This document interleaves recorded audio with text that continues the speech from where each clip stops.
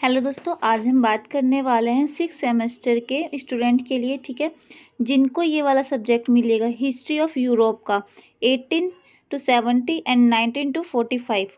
ठीक है, कुछ क्या हो रहा है अब जो हो रहा है ना 6 सेमेस्टर का, वो एसोल की तरफ से 6 सेमेस्टर स्टूडेंट जो है उनके सब्जेक्ट ऑटोमेटिक सिलेक्ट हो रहे हैं। ठीक है, तो हमें नहीं पता कि हो सकता है जो हमने लिस्ट देखी है ना उसमें जो हमें सब्जेक्ट शो हो रहे हैं उसके अकॉर्डिंग हम आपका सिलेबस डिस्कस कर रहे हैं, उसके अकॉर्डिंग ही हम इसको क्या करेंगे, पूरा कवर भी करेंगे यूनिट वाइज।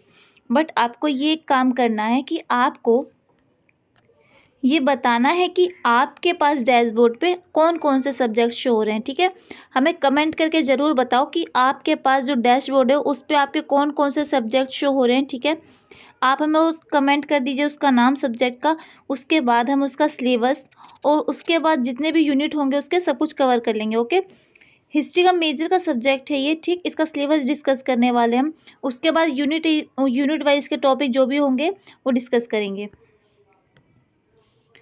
तो सबसे पहले देखिए इंग्लिश में देख लेते हैं। जो इंग्लिश के स्टूडेंट हैं, इंग्लिश मीडियम के 4 यूनिट है इसके अंदर। ठीक है, फर्स्ट यूनिट में हम पढ़ेंगे the European economy in the last 19th century. उसके बाद हिंदी मीडियम के स्टूडेंट्स के लिए देख लेते हैं। यहाँ पे इंग्लिश मीडियम के स्टूडेंट्स का है। ठीक है, ये पीडीएफ आपको मिल जाएगी टेलीग्राम पर, आप डाउनलोड कर लीजिए अगर आपको सिलेबस देखना है इंग्लिश में चाहे हिंदी में, दोनों में ही मिल जाएगा। ठीक है, देखिए फर्स्ट यूनिट में हमें पढ़ना है 19वीं सदी के उत्तरार्ध में यूरोपीय अर्थव्यवस्था। ठीक है, यूरोप की अर्थव्यवस्था के बारे में पढ़ना है, जिसमें हमें 2 टॉपिक पढ़ना है। दूसरी औद्योगिक क्रांति, नए व्यावसायिक प्रथाएं, नई खपत पद्धति। ठीक है, और पढ़ना है 1873 की आर्थिक मंदी, वित्त पूंजी की वृद्धि। ठीक है, मंदी भी पढ़नी है और पूंजी की वृद्धि कैसे हुई, दोनों ही पढ़ना है हमें।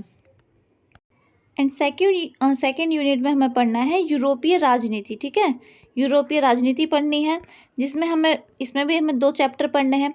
रूसी साम्राज्य में राजनीतिक घटनाएं। ठीक है, 1905 की क्रांति, 1917 की फरवरी और अक्टूबर की क्रांति। जिसमें दूसरा चैप्टर है हमारा पूर्वी प्रश्न और बाल्कन राष्ट्रवाद, अफ्रीकी उपनिवेश के लिए संघर्ष।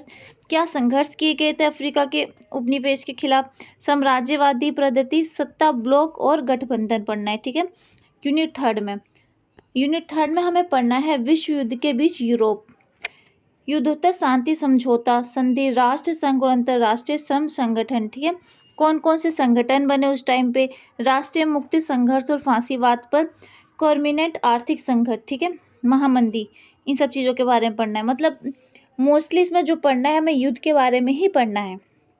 ठीक है, उसके बाद पढ़ना है फांसीवाद, इटली में नाजीवाद, जर्मनी का विकास पढ़ना है। ठीक है, उसके बाद स्पेनिश गृह युद्ध पढ़ना है। एंड जो 4th यूनिट है हमारा वो है द्वितीय विश्व युद्ध की तबाही, कि द्वितीय विश्व युद्ध कैसे शुरू हुआ, इसमें क्या क्या तबाही हुई। ठीक है, या फिर द्वितीय विश्व युद्ध के कारण मित्र देशों की जीत के प्रति नागरिक प्रतिरोध क्या था, या मित्र राष्ट्रों में कौन कौन से देश शामिल थे, कैसे इनकी जीत हुई थी, द्वितीय विश्व युद्ध के परिणाम क्या थे, संयुक्त राष्ट्र संघ शीत युद्ध की उत्पत्ति। ये सारे क्या करने हैं, टॉपिक हमें इसमें कवर करने हैं। तो ये है आपका सिलेबस। ठीक है, बाकी मिलते हैं नेक्स्ट वीडियो में आपसे। ओके।